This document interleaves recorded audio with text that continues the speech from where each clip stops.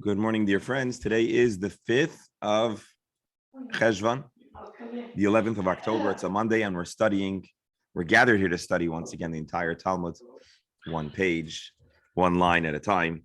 Presently, Mesechet Shabbat, chapter 8, Perek HaMoitzi Yayin, and we are on 80A and soon to be on 80B, which is big. It's big. It means that we've covered, and we're covering a lot of ground. And who's the 201? Is that? Well, anyways, whoever it is, welcome. 201 is a Jersey number, right? Yes. North Jersey. So Connecticut. Well, is that Professor? All right. Don't see who it is, but I guess whoever it is, welcome. Oh yeah, we're recording already. All right, so we're going to study some Gemara. Yesterday, in these last month or so, or several weeks at least, we've been talking about Haitzah carrying, and particularly the measurements, the dimensions, the smallest measure of something that's useful and therefore understood to be problematic for carrying on Shabbos. Of course, along that journey, we've discussed fluids and we discussed a whole bunch of different materials, and we graduated from the hide, cloth, the sustos, ink discussion, which of course spawned other conversations. And then yesterday, after talking about the depositing of ink, we talked about ink and inkwells, and then we talked about a chatzi shir. If you carried half a measure, then another half a measure, do they always combine? Well, the answer is no. What might separate the two? Certain circumstances would set them apart. A yediyah, in awareness between half a measure, for example, would totally blow up the combination, the cohesiveness. Unfortunately, it would be essentially a downgrade.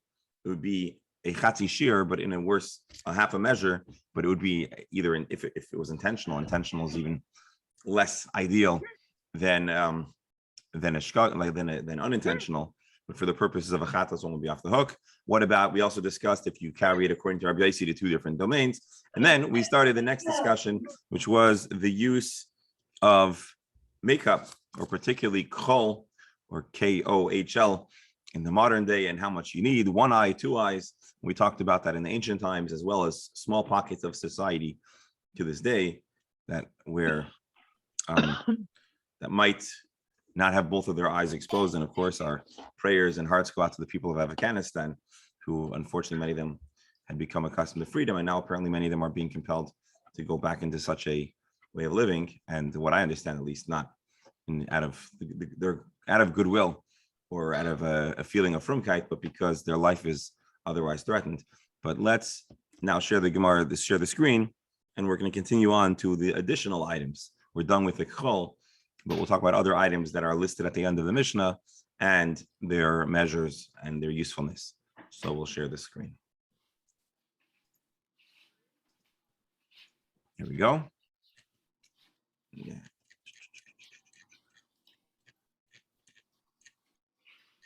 This is the chol discussion. This is, okay. Devek, glue. So today, glue is used. It seems like once upon a time it was a specialty item. Today, every kid in preschool has a type of glue. And let's read the Gemara first, and we'll try to consider if today the measure of glue would be different. Devek. The amount of glue that goes on top of a board, that is the amount of glue that the Mishnah considers or lists to be problematic for carrying. What is this board? Rashi says,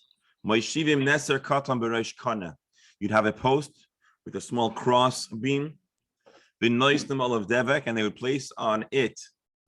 Oh, I'm sorry. Let's read the words of the Gemara first. Tana. I'll teach. What does this mean? This is the glue that was placed on top of a board that was used to trap. And Rabbi Steinsaltz actually translates it as a hunter's rod.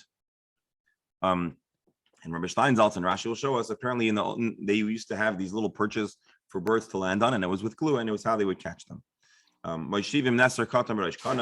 would put a little crossbeam on top of a plank, or on top of a post, the nice of devek, and they put a gluey substance when the bird comes to rest, and the bird would be stuck.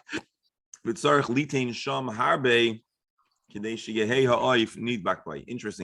Rashi clarifies something that I wouldn't necessarily know from the Gemara, which is that we're talking about a considerable quantity of glue, because otherwise, how is it going to get stuck? Now, I don't want to ruin anyone's appetite, but when I grew up in Florida, we didn't really have traps for large or oversized critters. When I moved to Brooklyn, I was introduced to traps that were used to capture other kinds of freedom-loving creatures who found their residence in our residence. And suffice it to say, I suppose a mouse trap or a rat trap might be the equivalent to urban dwellers to this notion of a bird trap. So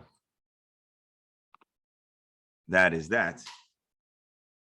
Today, maybe we would say that it's enough glue for a preschool child's art project in preschool, or something to that effect. So if anyone else has any other suggestions of how we might determine how much glue is useful, please feel free to let me know. But that's my sense of what we're dealing with. All right. Any comments? I want to also make sure that I'm still hearing you.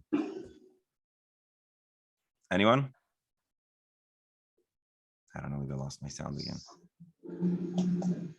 No. Okay, let's continue. Next segment of the Gemara. Zephes v'gofres. So the Mishnah goes on to continue and state that Zephes and gofres, tar and sulfur, Kidei lasois, the Mishnah says, Kidei lasois nekev. Let's pull up the Mishnah. The wording of the Mishnah is as follows. Usually you use it to close up a nekev, close up a hole. Exactly. So that's why I wanted to see the exact wording of the Mishnah, so we could discuss or see what the Gemara is explaining. The wording of the Mishnah is Zephes gofris kidei lasois nekev, to make a hole. Now, the way I understand Hebrew, or the way the way our local native Hebrew speaker understands it, is lasot nekev doesn't mean to plug up a hole, it means to create a hole.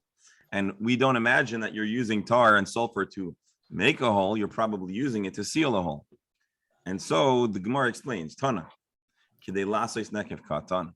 It means the amount of substance that is parallel to a hole. Although I'm not sure I see that in these words either. But let's read Rabbi Steinsaltz. Rashi has no comment, and it's pretty obvious that this is the pshat. But let's let Rabbi Steinsaltz be our commentator here. Holes were sometimes made in those seals, so you'd have a jar, and there'd be a hole in the jar, and one is liable for a measure equivalent to that which can be used. Okay, now I understand. Lasois nekev, to make the hole small instead of big. That's, I believe, how Rabbi Steinsaltz is explaining this. So again, let's read it one more time. The Mishnah says, I'm going back to the top. The measure that determines liability for carrying tar and sulfur is equivalent to that which is used to seal a hole in a vessel and to make a small, or should say smaller, hole in that seal. Tar and sulfur were used to seal large cavities in jars. Holes were sometimes made. And so now, here we're shrinking the hole. Okay. Reb Menachem, you're thinking like I'm thinking. Surely there could have been an easier way to phrase it. But maybe we're saying that because we're not familiar with the ancient practice of making a small hole out of a big hole. So to us, it sounds weird. But maybe that is the way they spoke. And if that is the way they spoke, or the way they possibly spoke, well, then it could make a little more sense. Let me just take one more peek over here in. Just to explain. More about cavities than anybody. I'm Well, sorry? I didn't hear you, Bernie. That you know more about cavities than of all sorts than anyone Yeah. else on this. Yeah. That's true. We have a cavity. Apparently, and doctor, this as the doctor got a burqa. and doctor, this is actually where your expertise does come in play.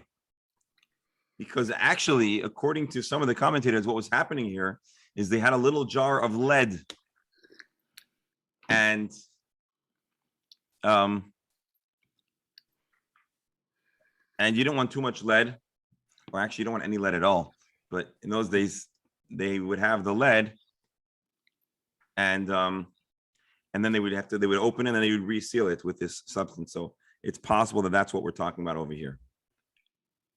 Now, someone make a Rabbi, noise. Yes.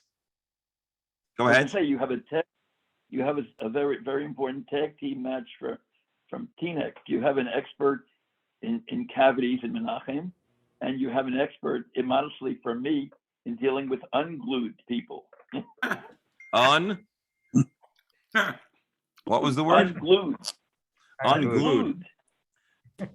Well, I thought you were going to say people that have issues in the other cavity, but okay. There's two ways to spell holy. Baruch Hashem. Baruch Hashem. All right, let's see the next Gemara. Charsis kedei lasois pikur. So we have crushed earthenware that was used to make a pikur. What is a pikur? Well, let's read Rabbi Steinsaltz. He's going to fill in the blanks from the Mishnah. The measure that determines liability for carrying crushed earthenware is the equivalent of that which is used to knead and make an opening for the bellows to be placed in a gold refiner's crucible. It's a lot of extra words, but that's essentially what we're talking about. Rabbi Yehuda taught in the Mishnah an amount that is equivalent to that which is used for a tripod for the crucible. So you have two opinions in the Mishnah, how much we're talking about. Is it the seal? Basically, you'd have a crucible and they would want to put in oxygen, I guess, to elevate the fire. And so they had this kind of probably rudimentary bellow thingy where they would pump in air, but they didn't want anything to escape, so they would seal it around the edges with this crushed earthenware. And according to Rabbi Yehuda, its use was different. It was a tripod. So the Gemara asks a question that's not immediately related to the definition of charsis and its use, but to an understanding of the dynamics that existed between Rabbi Yehuda and Chachamim. Gemara asks, so let's think. Which shiur is larger?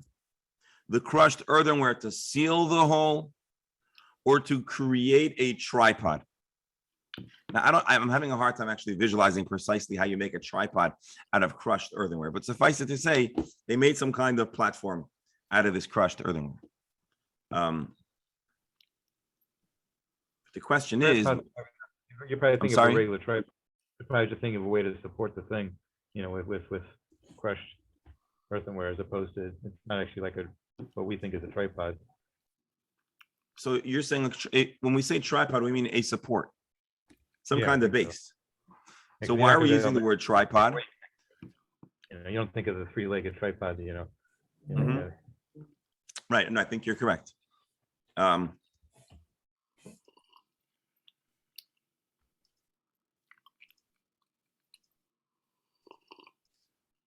All right, so the Gemara asks the question. I'm sorry. So which measure is larger, a base or sealing a little hole? So usually, I would imagine that sealing a hole is less than creating a whole base. Based on that, the Gemara asks the question. Usually, generally, the measurements that are expressed, or the shita of the rabbis, as it pertains to measurements, are larger. The rabbis have a larger measure. It's not, and indeed, we have another scenario where we had a discussion not long ago about the size of a thing that you're allowed to carry. That's not. Rabbi Yehuda Omer, if you recall, we talked about the use of a rope, or maybe it was a piece of reed, and the two options were either a handle or to measure the kid's shoe when you're fitting them for shoes. Today you have those fancy schmancy metal pieces that that measure the foot and give us the exact measurement and the size of the shoe. But in those days, they'd use a little reed, and that was what was given to the schuster, to the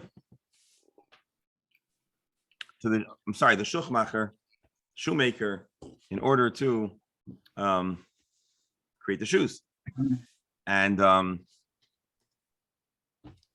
so what we see there is that the Chachamim usually have the larger measure. And here it turns out that Rabbi Yehuda is having a smaller measure.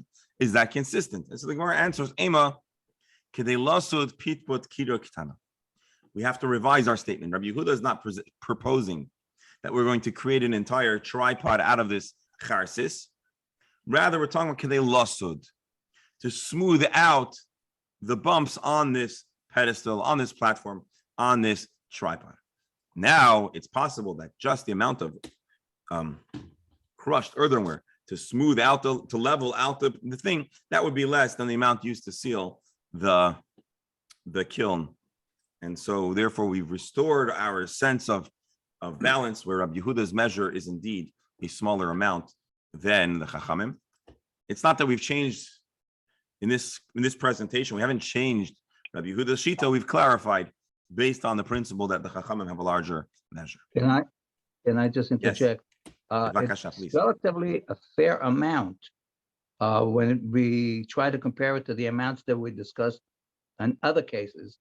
I'll tell you, he was talking Steinsaltz, or Steinsaltz was talking before about crucible with refining gold. And when in dental school, we used to make our own crowns. We had to learn how to make our own crowns out of gold.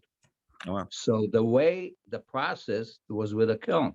We used to actually take an impression of the tooth after it was prepared, and then by hand with wax, build up a crown out of wax, then invest it in clay with a small sprue attached to it, put it in the oven. The investment, the clay would protect the opening, the crown, the wax crown. The wax and the sprue, the plastic sprue, would evaporate. Then we would put it in a centrifuge, melt gold on one side, release the centrifuge, and that would inject the molten gold into the investment vehicle, and that's how we created a crown. And now I understand why we pay our dentists so much. Well, no, that was only, we did it only just to actually know how to do it. Years ago, before me, they used to actually, every dentist used to make his own crown. Now we have labs. It's much simpler. But yeah, but so it's quite a bit of we're talking about enough ink for one letter, or half a grogeret. The amount of that would probably be more than half a grogeret. Interesting. So interesting. So you're saying it sounds like, relatively speaking, we're providing a larger measure of this charsis, this crushed earthenware, relative to our small measure of ink and other substances. That's very interesting. Shkoyach. Beryl. Rabbi, the only way that this discussion would make sense would be that all these measurements and all these examples, people would know approximately what you're talking about. Otherwise, it wouldn't make sense. So these must be things that they use daily in one way or another. Indeed. Today we live in a very specialized world where everyone knows their tchum, and we know just about how to drive into the shopping store, to drive to the store. But once upon a time, it appears from our Gemara that there was a relative awareness of the different basic processes that were needed for society. You had a little shtetl, and you had one guy who knew how to make and so probably there was a little more familiarity with these essential ideas. Kind of like the way today a little kid you give him a phone and they know how to unlock it and take a video and edit it and post it, and who knows what else a kid could do. We would have a very hard time doing. But I guess when you're very familiar with something, it becomes very much part of your nature and very, very familiar, which is the case, I think, that the professor and Rabbi Menachem made for us not long ago. So I think that point continues to stand. All right, let's see the next. By the way, we're turning the page now to 80b. So this is another step, a small step, or maybe it's a giant leap for our Gemara share. So let's see. Subin Kedelitin. Okay, this segment, according to the prevalent Girsaot, is actually removed because it's going to be quoted later. But we'll just read it. Subin, the Mishnah says, Kedelitin al pikor shel tzarfei zav. The Mishnah also enumerates that bran was used in a crucible to fire it up for those that were impoverished, if you recall, to melt the gold. And in case we thought it was something that's not applicable, our dear Dr. Menachem explained to us this is something that is yet done, certainly in dental school and probably in the labs. Maybe it's a little more schmancy today, but the essential, the fundamentals remain the same. So there you have it. All right, turn it up on. Today, what you do, you take a digital, you scan the tooth, it goes into the computer, you send the scan to the lab takes a piece of porcelain, puts it in a milling machine, and it follows the scan, and it's done. So that process is gone already. Baruch Hashem.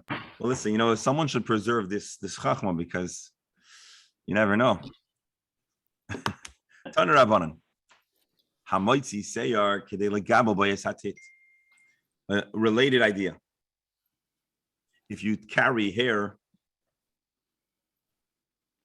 which is the amount of hair that's used to mix into clay,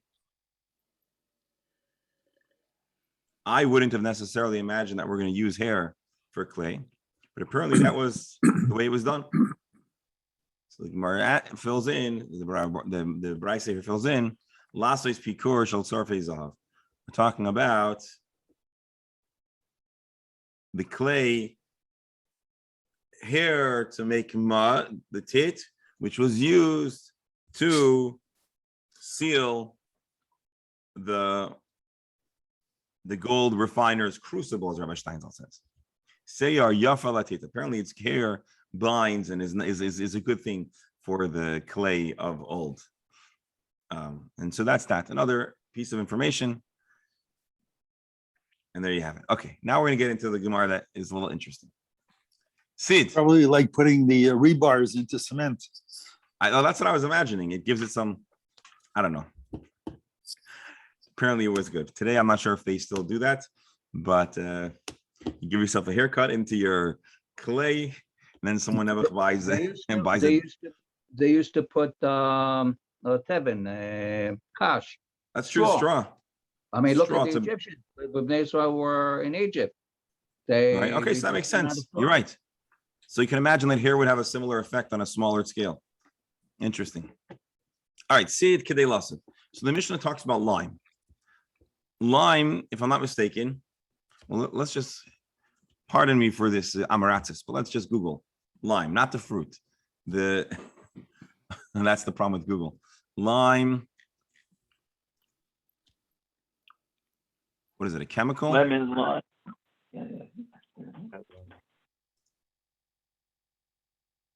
Oh, here. So is this lime calcium hydroxide? Yes. It's known as slack lime, pickling lime. Okay, so I believe we're talking about calcium hydroxide, or probably the whatever contains calcium hydroxide as its how do you call it? As its active ingredient. Oh, here, lime material. So let's just do this fast. Lime is calcium-containing inorganic material composed primarily of oxides, hydroxide, using usually calcium oxide or whatever. Okay. The word lime originates with its earliest use as building mortar and has the sense of sticking or adhering. So lime, okay. These materials are still used in large quantities as building or engineering materials, and as well as chemical feedstocks, sugar refining, etc. Lime had many uses for products in the prehistoric times, the old world, the new world. So it's always been used, and it's used in the time of the Mishnah as well. The rocks and minerals from which these materials are derived is usually called limestone or chalk. Okay. So that's what we're talking about. It could be used for building, but it also well, that's what I'm looking for. Apparently it had some kind of corrosive ability to break things down. I'm just looking for.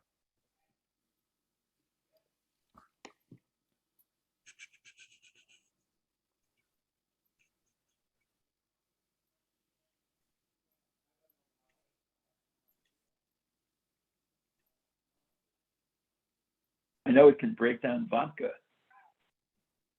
Lime in a. Rabbi, you can go directly on Google. There is a section on lime as a depilatory with products even today.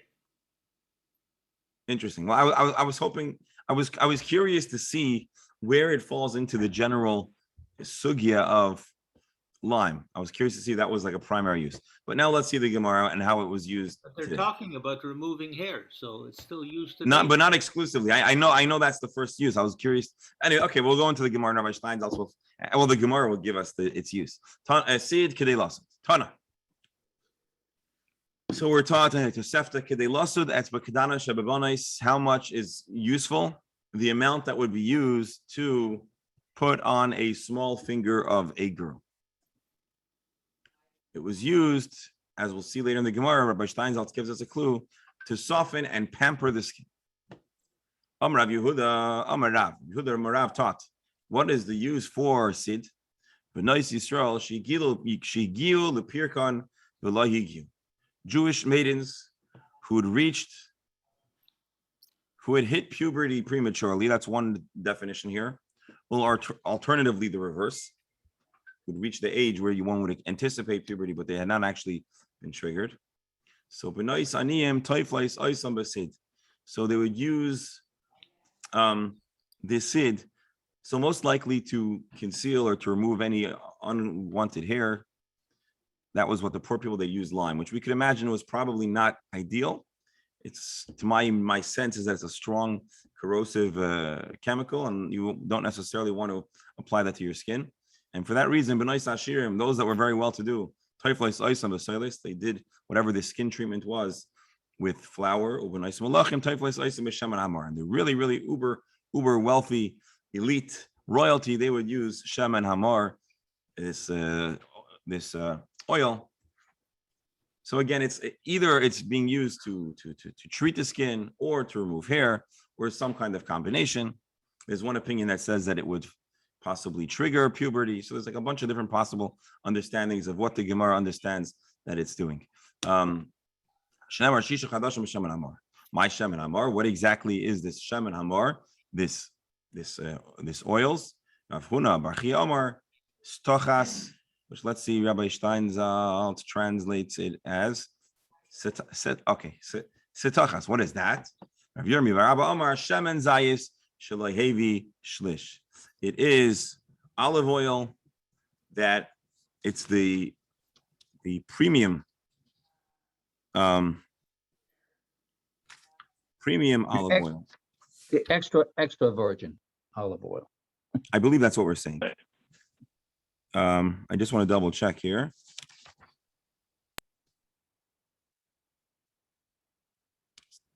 No, I'm sorry. No, it's not the premium. It's under ripened. It's under ripened olives. What's the value of that? That's Rabbi Steinsaltz. Okay, olive oil from an olive that hasn't yet reached a third of its growth. It was very acidic and it was effective as a depilatory. So you learn something new every day.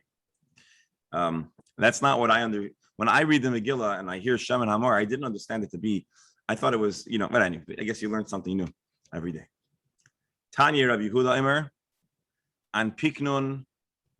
Now, Piknun is Shem and Zayis Lehevi Shlish. Piknun is the name for olive oil that's not a third ripened. It removes hair. It beautifies the skin. Let's read Rashi. Okay, it was used to beautify and to create a ruddy complexion.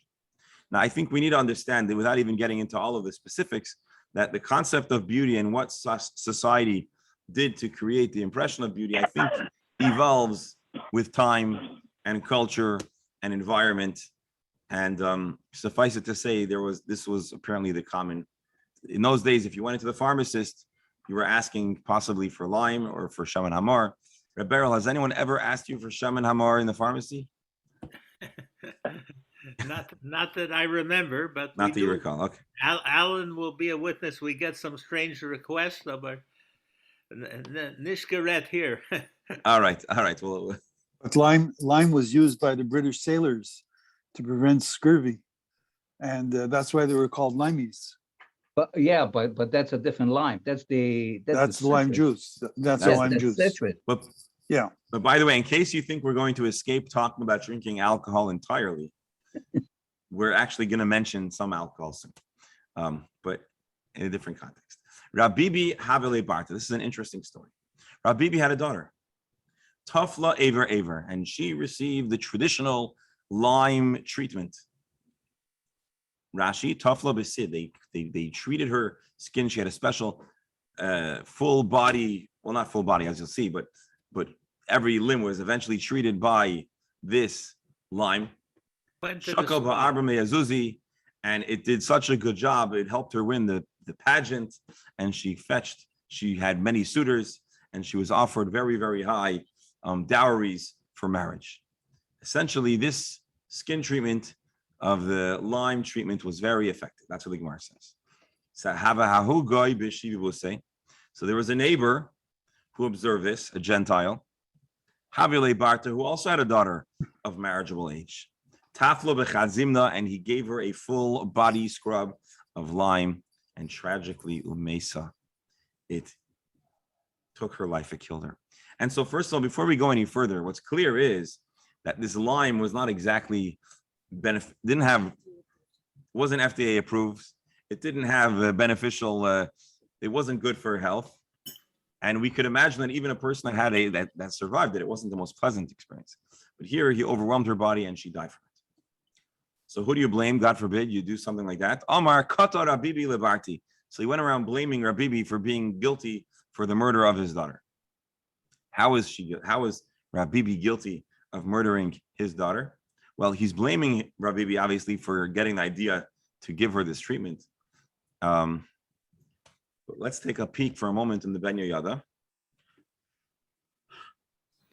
So he says, first of all, he says that in general, Ben Yoyada says that patience pays off.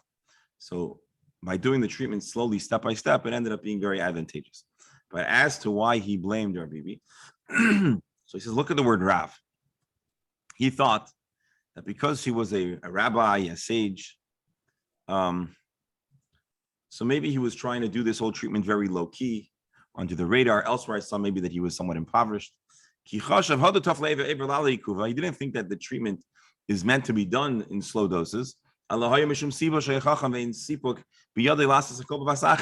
thought this is a busy rabbi. They don't have time in the family to constantly to do it all in one shot. So he did it in small installments. Whatever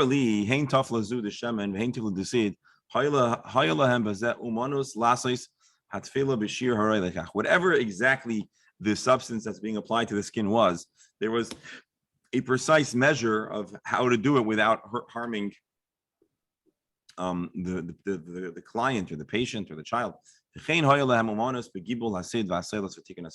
So he's saying it wasn't something that a person just randomly did. There was a chachma about it, and you had to go to a special clinic where they had the name of some doctor living off in who knows where, overseeing it, their name on it. And Reb Beryl, yes. There's an expression that the poison is not in the material, but in the dose. Oh, so you're saying the dose, exactly. So the dosage here is the problem. Today would be called an overdose. Yes. She died from an overdose. So if we had a lawyer on this chat, we would discuss the odds of this neighbor. We would discuss how much she could claim. How much she should claim, but who is she claiming from? Rabibi, the manufacturer. There wasn't the proper label on it, right? So probably the manufacturer or the pharmacist is going to end up getting the liability. The lawyers go after the guys with the deep pockets. Okay. Now let's see an interesting comment. Rav Nachman commented on the story. You know why they needed to apply a depilatory? Rabibi, the Shasi Shichra, the people of Rabibi's household, they used to drink beer. And therefore, Ba'ayon Bansei Tifla. And beer apparently causes, at least the beer that they drink then caused a lot of hair growth. And so therefore they needed this depilatory treatment. Anandalai Shasinan Shichra, but us wealthy, well-to-do folks, we don't drink beer. We only drink wine. Loi Ba'ayon Bansan Tifla. We don't need to have these treatments. Rav Nachman was very wealthy. I believe he married, let's see if Rashi says. I believe he was married to the daughter of the Reish Kilusa. He was a well-connected guy. And therefore they drink wine. But apparently the beer of Bavel had all different kinds of side effects. So you got to wonder what was in the beer of Bavel. What we do know is this. What was beer made out of? So I think the beer in Bavel, or at least some of the beer, was made out of dates, right? We discussed that maybe in Brachas. Rabbi, if they had a beer that could have hair grow, they missed out on a big opportunity. Yep. What they'd be selling it, they'd be asking people to rub it on their heads. I'd be first in line. We have two customers, right?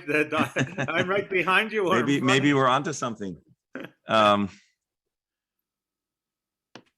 see. Anyways, so yeah, that's an interesting.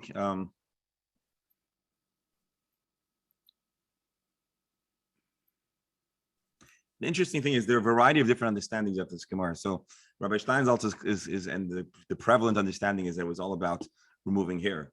The Meiri, for example, here writes that our women drink wine and so they have a flushed complexion because apparently many people, when they drink alcohol, they become flushed.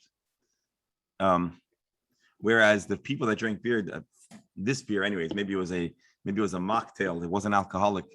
And so they had to actually put on this treatment so that their skin would have the same ruddy appearance. So that's another way that the Meiri seems to be learning it. So suffice it to say, there are some different exact perspectives on why they were applying this substance, but that is the story.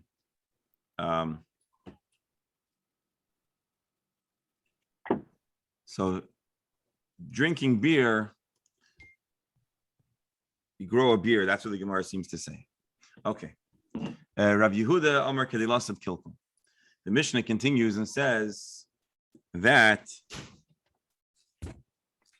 Rav Yehuda says, how much seed? Was it the seed? Rav Yehuda says,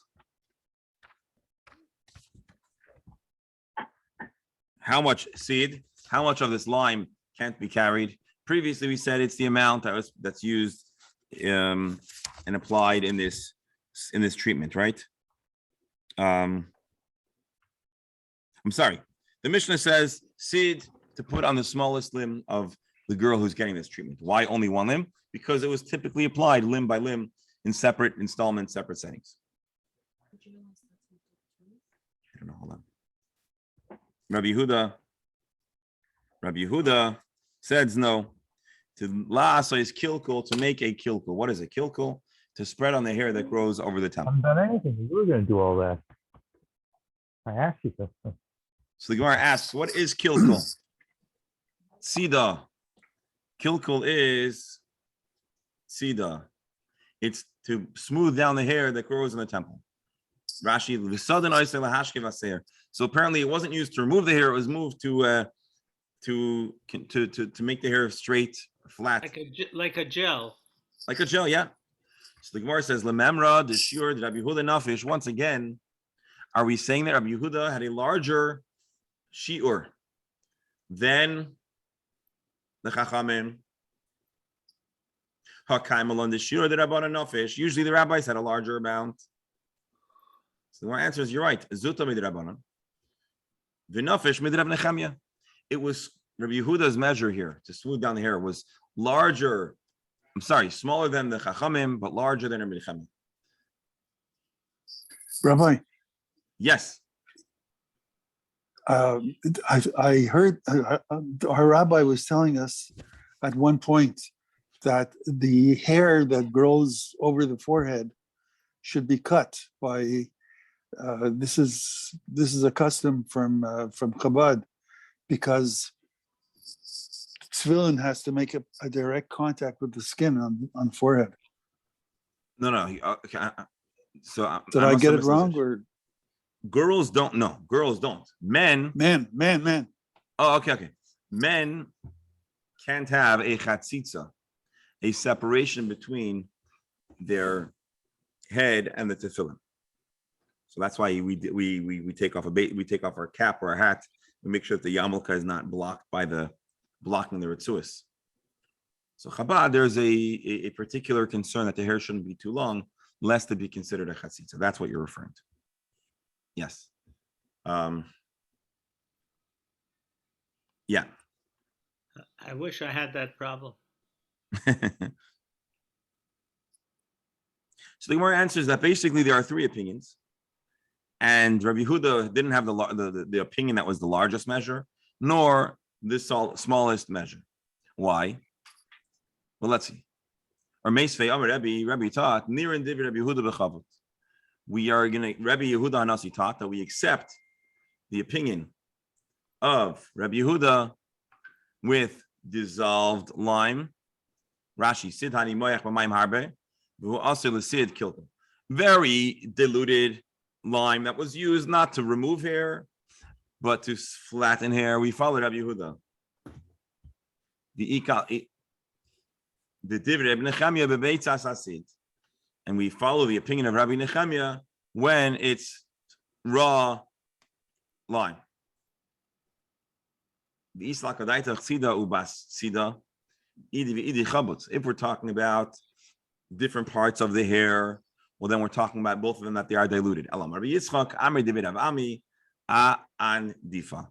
So therefore, the Gemara answers, Rav Ami explains that we're talking about andifa.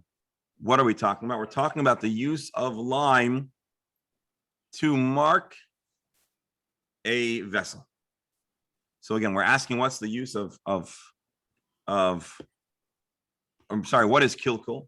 So we initially said that it's for the hair. We said if that's the case, we get into a mess with it if it's a large amount or a small amount. And so Rav Ami says we're talking about that it was used to mark a vessel. So you know how we have measuring cups with a little line?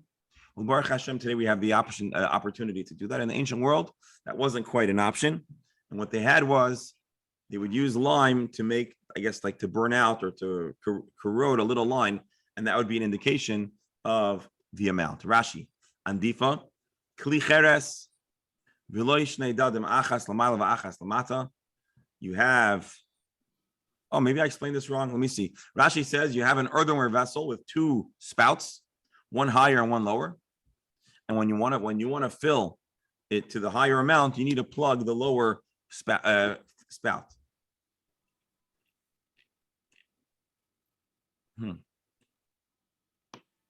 Okay, I stand corrected. I'm sorry. Take it back. Lime. Initially, we thought that Rabbi Yehuda is talking about using the lime for hair. Now we say Rabbi Yehuda is using lime to coat and to stop up a hole on the inside of your dish. That is what Rav Ami presents. The Gemara challenges that. Maskiv Rav Kana asks, "Are you crazy?" Okay, he doesn't say, "Are you crazy?" He strongly rejects that explanation. Is a person going to throw his money away? Does a person want to take an investment and make it lost? Rashi. Hefsed loshen yayin b'klisasam b'sid v'ayim amachasid v'yaytza. Do you want to put lime in your wine jug and you're basically throwing out your wine and your jug? It does not make sense that a person would use lime to plug up a dish, a vessel. We're talking about lines to show height and volume in the cup. Rashi, shnatot, simanim, klicheres gadol. We're talking about a big earthenware dish.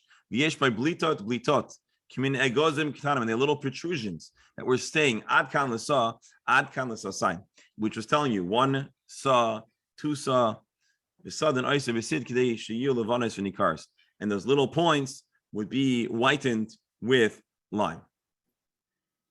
And apparently that wouldn't ruin your wine. Keditanan shnasai sayu bahin ad kan lapar, ad kan la'ayil, ad kan la'keves. as we know that in the temple, they would feed, they would accompany, an animal would be accompanied by a certain amount of wine, Rashi, so when they would pour the nisuch hayayin, they'd pour the libations of wine that would come alongside a carbon. They had a number of markings. This is how much you need for this carbon. This is how much you need for this carbon. Alternatively, what is this? What is andifa? Alternatively, what is andifa? Apusa, a forehead. What does that mean? Rashi.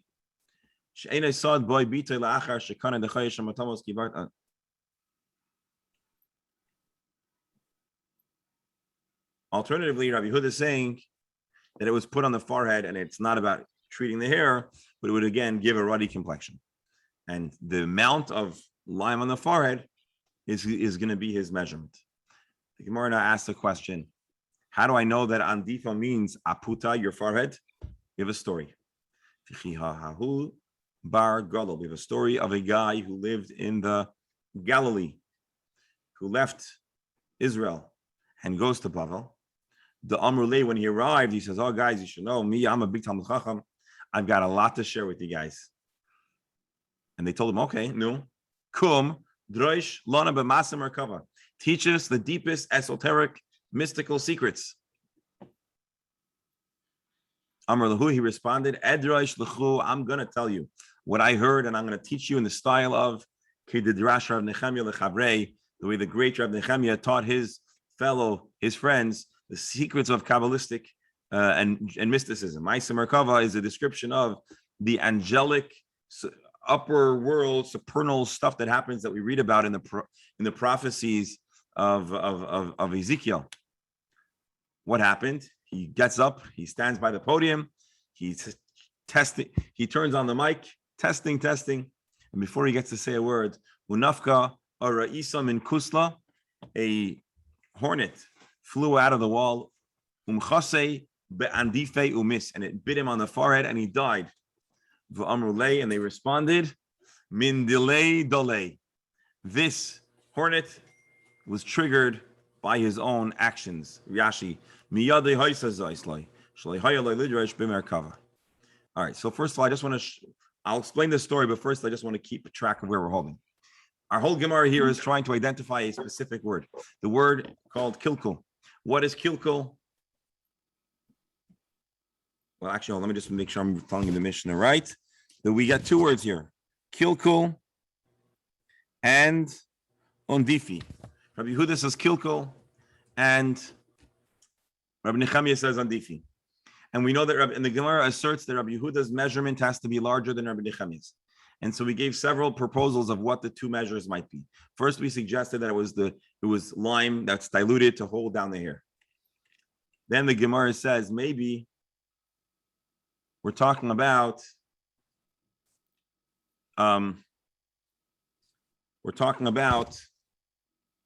placing it in the dish to stuff it up. The Gemara says that doesn't make sense. That doesn't make sense. Then we ultimately decided it was either the lines in the measuring cup, or we said maybe it means the lime that's applied on the forehead. How do I know that the word andifi means forehead? The Gemara brings proof from a story that's not immediately related to our Gemara, except for the word forehead. And this story apparently was a known text. The known text uses the word andifi to point to forehead. And therefore, we could plausibly say that when Rabbi Nechemia says andifi, we're talking about the treatment that was done to the skin of the forehead. Now, as to the story itself, it's a little bit of a strange story. As we know, and the Gemara in Chagiga and elsewhere elaborates, there are certain deep mystical secrets that should not be presented in a public forum. And one of those deep secrets are Ma'aseh Merkava. Alternatively, they shouldn't be presented in a public forum unless the person presenting is worthy and the listeners are worthy. And so interestingly enough, the Ben Yehoyada, who was a big mystic and into the study of Kabbalah, so he explains that the reason why this man was punished was not because there was a problem with what he wanted to teach, but because there was a problem with the teacher. And the Ben Yehoyada explains that, like in the story of Cain, Hashem made a sign on his forehead that he shouldn't be killed. So what's the deal with the forehead? So the Kabbalists teach that the forehead is a very transparent place where those who know how to read foreheads know all your secrets. And so Cain was afraid that his sin would be exposed to all those that had that intuition, and apparently animals are more sensitive to that. And so Hashem made a sign. And so similarly, this man was not a very spiritually and morally perfect individual, and therefore his forehead gave it all away. He wasn't worthy to be presenting these great, deep mystical teachings. And so tragically, before he had a chance to start teaching, he was stung in his forehead, the place that was declaring to all those who could see, which probably weren't many people, that he wasn't worthy. So a strange story, but again, it was presented primarily to give us the definition of the word andifi, and it means a forehead. This concludes our Gemara. Today was definitely an interesting and different discussion. Again, the first half dominated with discussing the uses of lime as either to cause the hair to have, to cause the skin to have a ruddy complexion. What I didn't tell you is other commentaries say that it would also give the person a more plump look. Somehow it caused the skin to be more swollen, which was considered then to be a sign of beauty, or it had a depilatory function to remove hair. And so that was the first segment, was getting the definition of and the best use of Sid. We talked about other chemicals that did a similar effect for those that were more well off. The Shemen Hamor might be not fully ripened olive oil. And that was the first section of our Gemara. Then we talked about the story of the man who blamed Rav Bibi for killing his daughter because he applied this lime in one shot, and why he might have done so. And then we talked about the next part of the Mishnah, and really the final segment of the Mishnah, which is the opinion of Rabbi Yehuda and Rabbi Nechemia about lime. And we spent a while defining the word kilkul and the word andifi. Initially, we said it was places on the head that's used to smooth down. An alternative understanding is that we're talking about moist lime, and it's being used for other functions, for measures in a dish, or for smearing on one's forehead. My dear friends, this concludes and takes us all the way to the next Mishnah, the Mishnah that starts with the word Adama. We'll just start it, and then we'll Adama kechaysim hamartzufim. We're talking about the measure of earth. How much earth may one carry on Shabbos? And so Rabbi Akiva explains kechaysim hamartzufim, the seal of the martzufim, the large stacks. Says Rabbi Akiva v'chachamim ayrim kechaysim ha'iros, as a stamp, as a seal for a letter. Rashi, martzufin sakin hasuyim miklipas eitz gadol. You had these large sacks made out of wood derivative, shenoistim behem pragmatia besfinois, and they would be used to transport merchandise on ships, and they'd be sealed. I guess so people knew that they weren't tampered with. And today we have those big containers. I guess in those days they had a little smaller containers. Chaysim Igris, Rashi explains, the Chachamim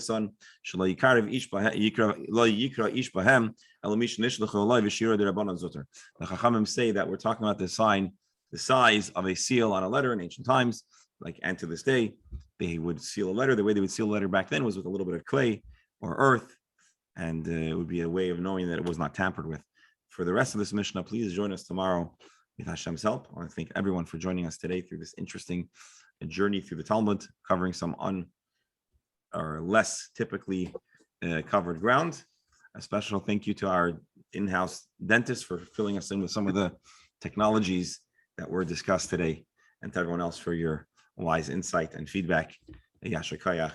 Have a wonderful, blessed day. Hoping to see everybody tomorrow. By the way, that if you thank the dentist for filling, you should say no pun intended. but by the way, what I also got out of this is the fact that even during the Gemara, they don't know specifically the terminology that's used.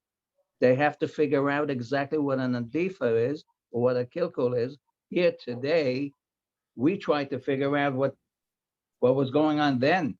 And even then, they had to figure out what previously to that meant. Indeed. So, In other words, what they were doing, they were trying to understand the Mishnaic Hebrew. And they lived in Bavel. And so conversationally, they didn't use Mishnaic Hebrew, so they had to do that. And that's what we're doing today. and we wonder, how come we don't know? But look at how they didn't know what was going, exactly the explanations. Exactly. Shkoyach. Shkoyach, everyone. Have a wonderful day. Eshel Chumash, yeah? Please stand, but please rejoin the link to study today's Thank you. portion of Chumash.